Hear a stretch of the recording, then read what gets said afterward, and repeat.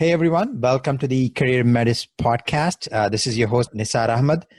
This is actually episode 91 of the CareerMetis Podcast, and we are continuing the A Day in the Life of series. And if you have followed us or if you have listened to any of these episodes, you know that I conduct interviews with individuals from a particular career. And for today's episode, I'm speaking with someone in the healthcare space. Our guest, Mia Albert, is a hospice liaison.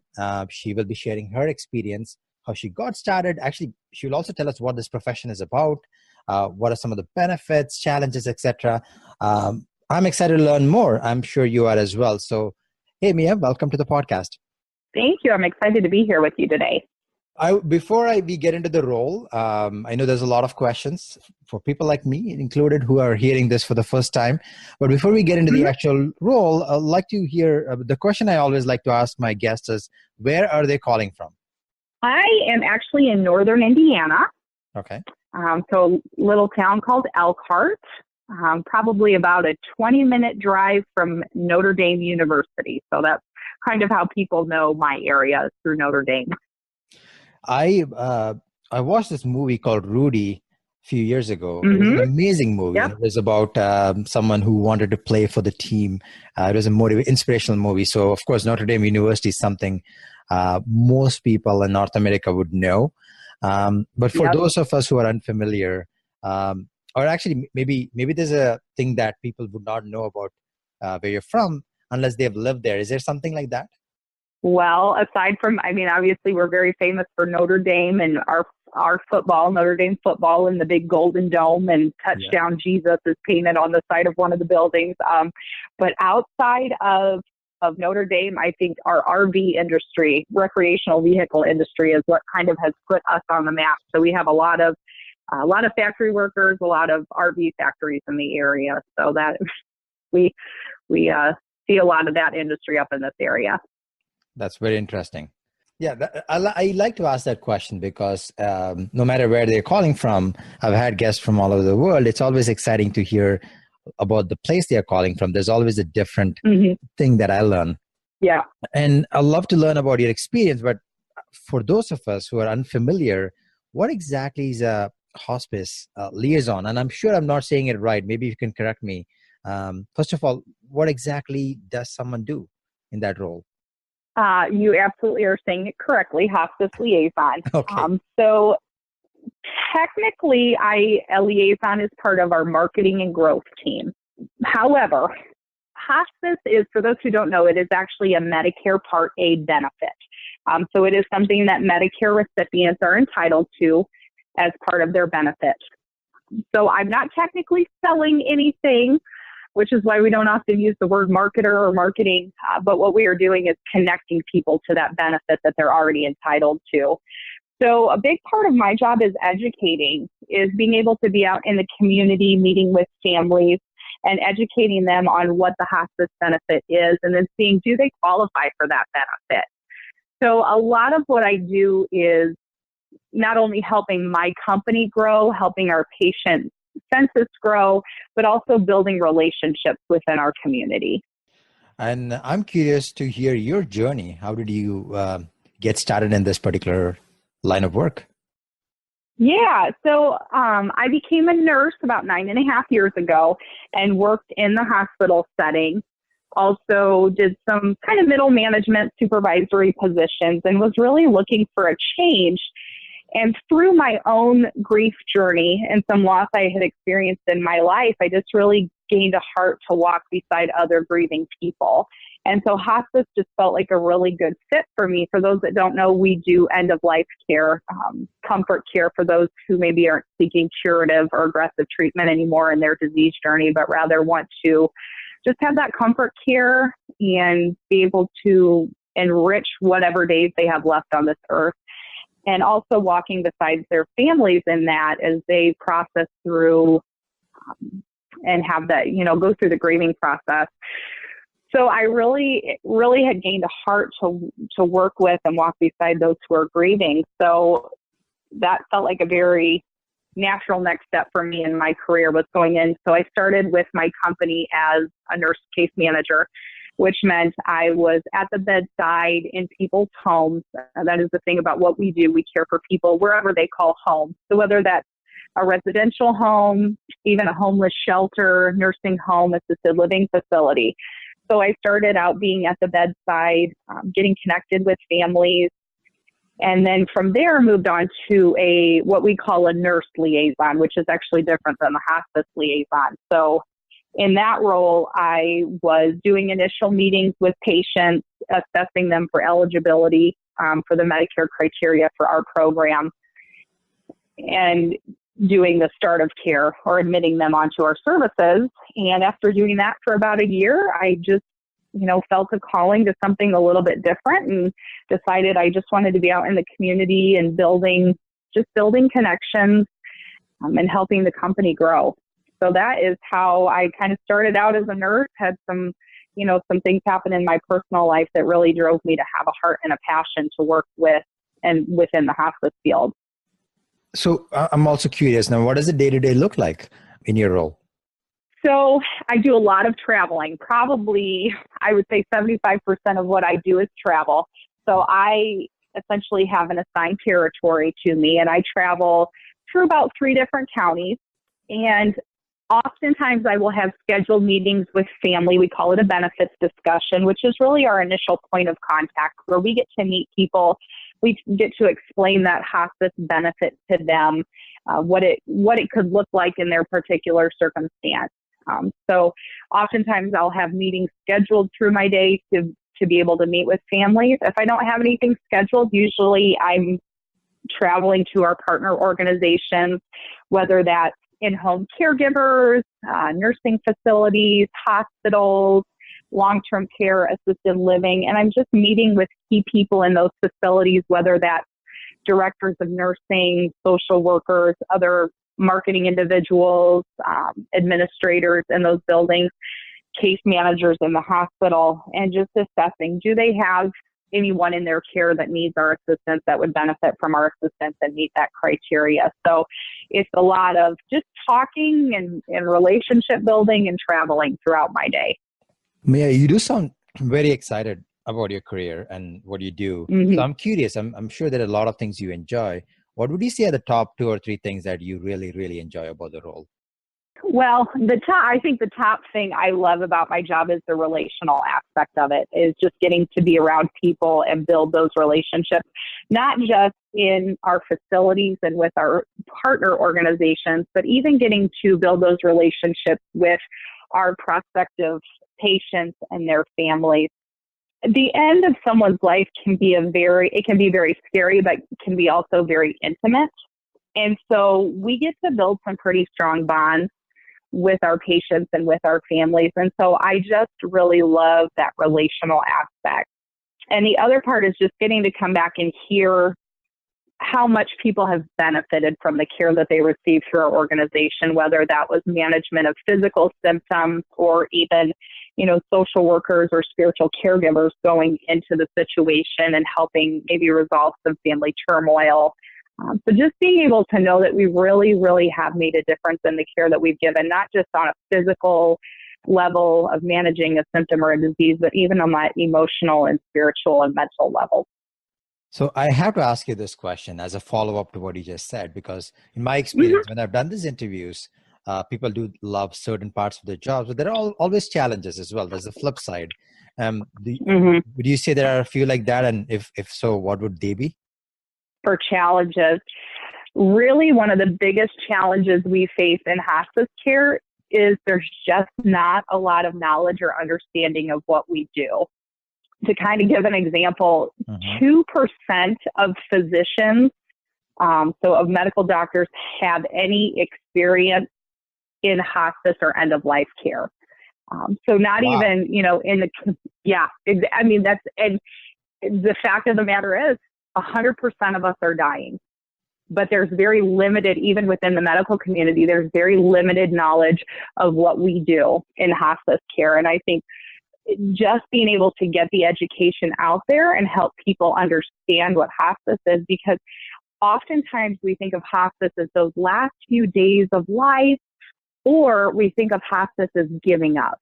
But really what our goal is to enrich lives, to honor people's choices, and to be able to help them enjoy whatever time they have left. We can't know. The Medicare guidelines state that someone should have a 6-month or less life expectancy if the disease runs its normal course. But even so, we don't know. So trying to get past that stigma of, oh, if I go into hospice care, I've given up. No, what you've done is you have made a choice to enjoy your life, to enjoy your family that's around you. Some of the treatments, for instance, in cancer care, some of those treatments can be very hard on someone's body, and they may not want to undergo all those side effects along with chemotherapy. So what we can do in hospice is we can come in and we can help manage some of the pain and other symptoms they may be having as a result of that disease. But again, even doctors think, well, if I put them in hospice, I'm just giving up on them. And it's not giving up. It's really just honoring their life and helping them to be comfortable. And in fact, people who receive hospice care on average statistically live 1 to 2 months longer than those who do not.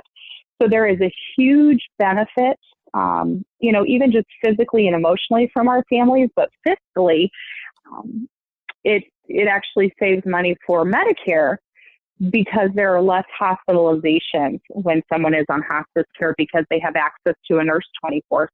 So we are cutting back on a lot of hospitalizations by having them on hospice care and really saving money in the Medicare system. So honestly, education and understanding is probably one of the biggest challenges.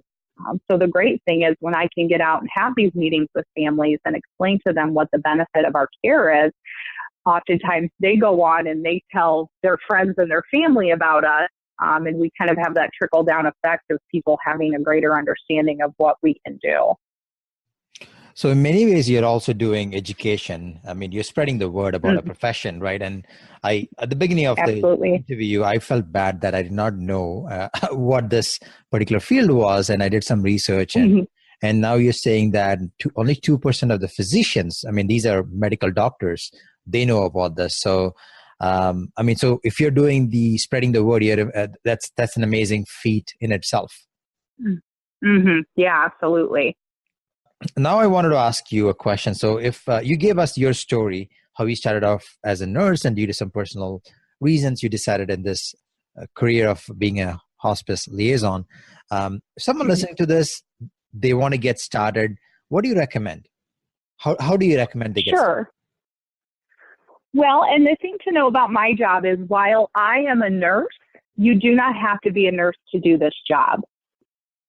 So a few of the different avenues that you can go about working in this field is it does require at least a bachelor's degree, but that bachelor's degree doesn't have to be in nursing. It can be in marketing. It can be in business. It can be in communication. It can also be in another health-related field. So think of like our medical social workers that we have on our team. Many of them will move up from that social work role into the role of the liaison like I am doing. So my recommendation from a nursing standpoint, if somebody has an interest in even going into hospice as a nurse, I'm kind of following the same track that I did. I always recommend before you come into hospice care to get some experience in the acute care setting. So whether that's a medical surgical floor in the hospital, maybe an emergency department, because there is a lot of autonomy in the hospice field, especially for nurses. So you really want to make sure that you have a solid set of assessment skills because you may not have a backup person with you to kind of say, something doesn't sound right in their lungs, or I'm concerned about this high heart rate, or can you help me kind of brainstorm how to get this pain under control or how to treat this wound? If you're a brand new nurse and you've not had that experience, to know how to treat these different things, you're going to have a really difficult time when you're out in the field on your own and don't necessarily have that backup. So I think if someone were to follow the same path I did while starting as a nurse case manager and moving into this job that way, I would highly recommend get a couple years under your belt in the acute care setting and kind of get that experience and those assessment skills before you do that. Yeah, that's very encouraging to hear because the healthcare space, most jobs, I shouldn't say most, I think many of them like nursing, doctors, they need certifications and years of degrees. Mm-hmm. It's encouraging to know that you can get involved in the healthcare space without going through that. I mean, you still need a bachelor's degree. There are many paths to get there. So that's very encouraging. Mm-hmm. A follow-up. So you talked about degree. What about certifications? Are there certifications that people should take or consider to get into this path? Now, in my particular job, no, there's not really any certifications for what we do, unless, there's some internal education and processes we go through. However, as a nurse in hospice care, there are certifications that you can get as hospice and palliative care certified nurse. It's not required to work as a hospice nurse, but it's going to make you more marketable. Usually there's a little bit of a pay increase and can also put you on a great track for leadership and management within the hospice field as well. So once someone gets started, what does an ideal career path look like? Where can this take them? For someone in the nursing field like I am, obviously this can put you on the track to leadership, to management within hospice. There are several roles and steps in leadership. There's director of nursing roles, or what we would call a patient care coordinator. There's DPS, which would be director of professional services, an administrator of your own of your own hospice agency. And then from there's regional positions. So, the track that I've kind of been on can certainly go into leadership. It also doesn't necessarily have to. For me, to be honest, one of the appeals with this job is I have really great balance. I'm not necessarily on call overnight and on the weekends like I was as a nurse, but I get to, have my evenings and my weekends free to be able to be with my family. So for me right now, this is just kind of the goal being in this position, but there's certainly a lot of room for growth in hospice. A lot of room to just get into some leadership and move into some different roles. I mean, personally, when I started as a nurse case manager, I had no inclination that I would ever be in the role that I am right now. But it sort of one day just hit me, I'd really love to be able to be out in the community and just offer that education and that understanding of what we do and just be able to build relationships and help our team grow. Okay. We have looked at a lot of information here. And one of the final questions I have for you, Mia, is what advice will you give to someone who wants to get into this field? In hospice care, I would say one of the most important things would really be, I had talked about, kind of having those good, solid assessment skills, as I had talked about a little bit ago. But I think the other thing that's so important in hospice care is really good self-care. Because you are walking beside grieving families, there's a tendency to take on a lot of that grief yourself. And because we do build such close relationships with our patients and with their families, we have to make sure that we are decompressing ourselves, that at the end of the day, we're going home and we're taking care of ourselves, whether that's reading a good book or at the end of the week, just unwinding, going out with friends or family. But that self-care is such an important part of what we do, and good, healthy boundaries too. That's healthy for any nurse, anyone working in the healthcare field, but especially with what we do because we are in people's homes. And so often people perceive their hospice workers, whether that's the home health aide that's giving the bath, the nurse that's helping manage symptoms, the social worker who is just being that emotional support, or their spiritual care who's coming in to pray and read scripture. Families will view those workers as family too. So the lines can get a little bit blurred with what we do, and as innocently as it may seem to give your cell phone number to a family member, that kind of opens you up to being called after hours on the weekends. And so if you don't have that good boundary to recognize, I can't take these calls when I'm off shift. This is my time that's set aside for my family. You can burn out really easily if you're not taking care of yourself and you're not setting those really good, healthy boundaries. We want our families to trust us. They want us to feel safe with us. But it's also important for us to recognize that we have our own families that need to be able to trust us and feel safe with us too. Yeah, that's a very good advice, and that is so true, because sometimes in healthcare, everyone in healthcare, most people do work long hours, and having that balance and to avoid burnout is very, very important. So, thanks for sharing openly all about your career and your day to day and all the things that you enjoy. It's been a great interview, very, very educational, even just for myself as well. So I would like to thank you. And before we wrap up, Mia, any last words for the audience? I think probably one of the most important things I just want to share is don't be afraid of hospice. Don't let that be a scary word for you. My hope is that just hearing a little bit of my story that I've been able to give some understanding into what we do, and seeing that it is something that it's not a death sentence, it's not giving up hope, but rather it's just choosing to enrich your life and be able to enjoy your life. So I hope that through me sharing, I'm hoping that we've been able to educate a few more people so that hospice doesn't have to be such a scary thing. Sounds good. That was amazing advice and great call to action. Mia, thanks for joining us and sharing your story. We wish you the best in your career as you grow in Hospice Liaison. Thank you. I appreciate that.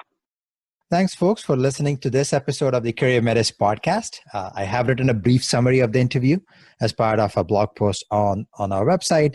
If you enjoyed this episode and also learned something new, feel free to post a comment or review. And if you really, really loved it, definitely go ahead and share this amongst your network. Until next time, this is Nisar Ahmed, your host for the CareerMetis Podcast. Thank you.